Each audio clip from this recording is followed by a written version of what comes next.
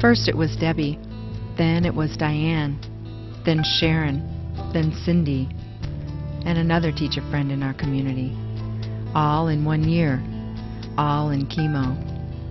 So I cooked meals, had my students write cards and letters. I wrote letters and made little visits to their classrooms to give them much-needed breaks as their weak bodies needed time, just time. It still didn't seem like enough, so I decided to walk. It took me 2 years, but there I was that day. Freezing in the early morning, we all stood at opening ceremonies, waiting in cold anticipation of what was ahead. One team shared their story.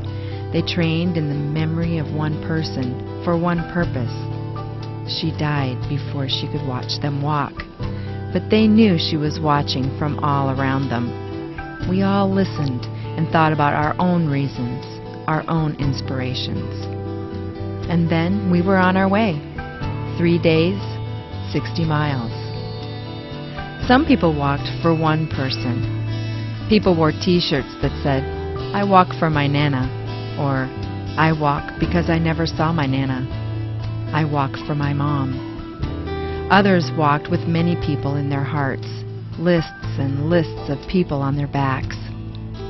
Some people walked as individuals, alone in their silence, in their mission and grace. Others walked in groups for their daughters and their mothers.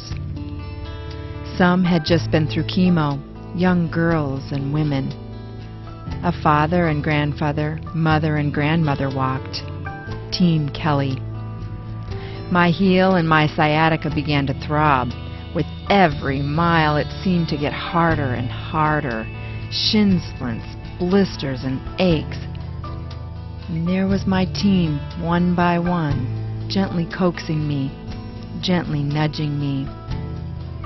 Along the route, grandmas and moms, husbands and fathers were cheering from the sidelines. "Thank you for walking," they'd say. "Thank you for walking." We grew into this determined pack together, all having a collective stake in all of us crossing the finish line. I made it, 1.5 million steps, 60 miles, but for all of us, it meant something more. One sign said it all.